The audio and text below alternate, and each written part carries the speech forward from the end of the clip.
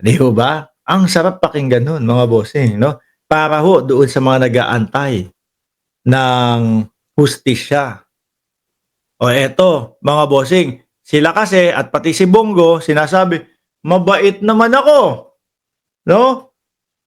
Eh, wala naman akong ginagawang masama. Oh, bakit ako nadawit diyaan sa laban kontra droga o diyaan sa EJK?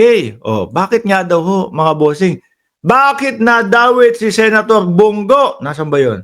Oh, sa laban kontra droga daw ho mga kababayan. Ayan, sabi ng Pilipinas Today. Eto tingin ko kumpleto na sagot nito eh. 2019, September 2024 mga kababayan.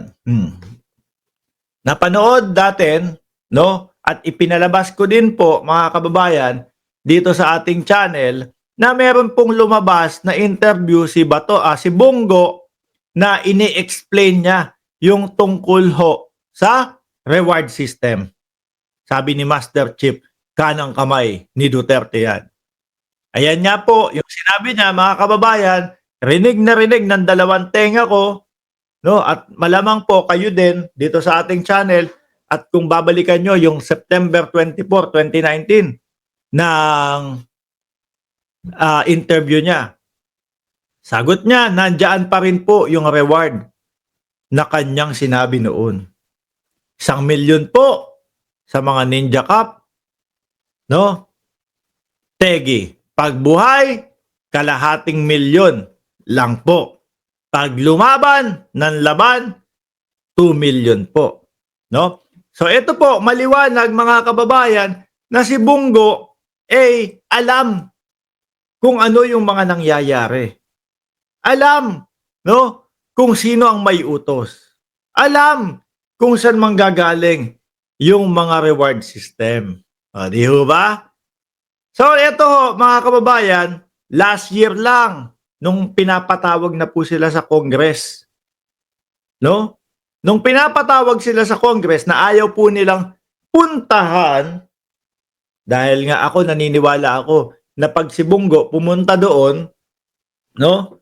Ito ang isasampal sa kanyang muka, yung video na nagsasalita doon sa interview na meron pong reward system, nandiyan pa din po yung reward system pag itinanggi niya. Ngayon, itinatanggi niya.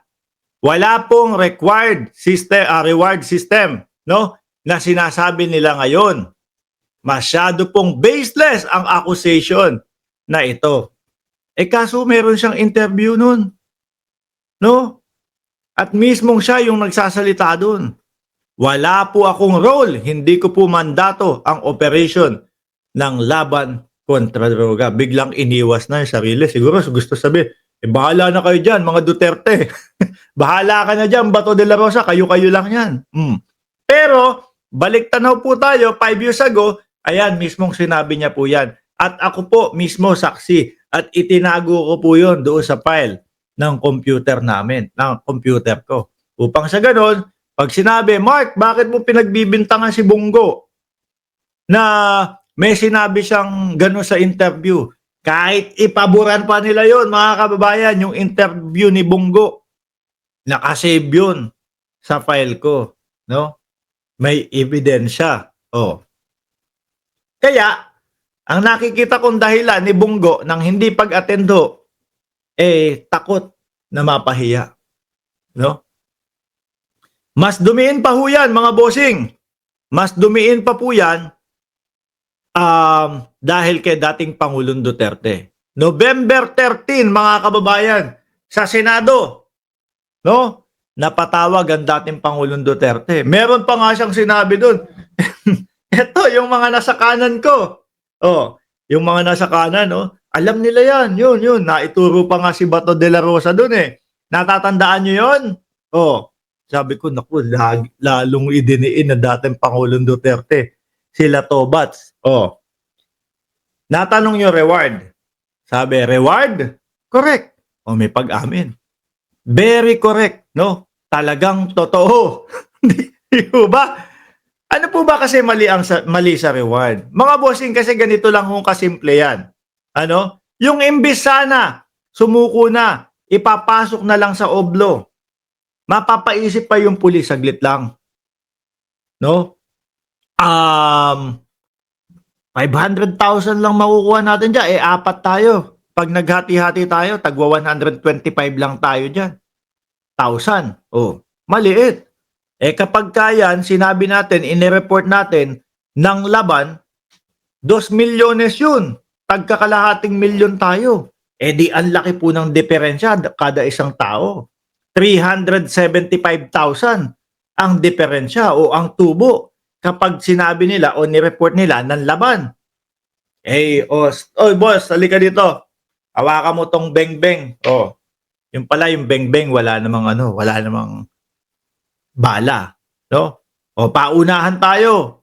Pag naunahan mo kami, laya ka. Tumakas ka na. Pero pag naunahan ka namin, eh pasensyahan. O, di ba? Nakita nyo. Sabi nung isa, wala na akong choice eh.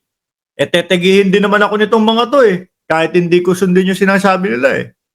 O, naudyokan naman laban. Instant 2 milyon. Na sana ho, buhay yung tao, ikukulong, magdudusa doon sa kulungan, eh, ang nangyari ho, kinitil yung buhay.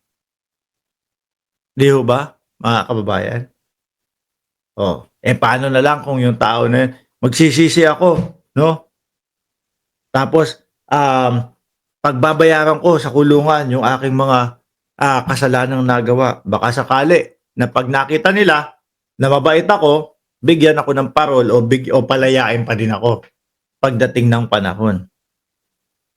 Wala pong may karapatan, no? Kahit isang tao ang bumawi ng buhay ng kapwa-tao. Sa mundong ibabaw, ang pinaka-importante na meron tayo, yung buhay natin, no? Pero po, nang dahil sa reward system at dahil po sa laban kontra droga na merong pong reward system, naging etneb-etneb na lang po, 20-20 mil na lang ang buhay ng tao. Na imbis sana, pwede pang magbagong buhay dahil do sa pera na tutubuin, kikitain, eh, yari mo na yan. Di ho ba? Na idiniin pa ho ni dating Pangulong Duterte, reward.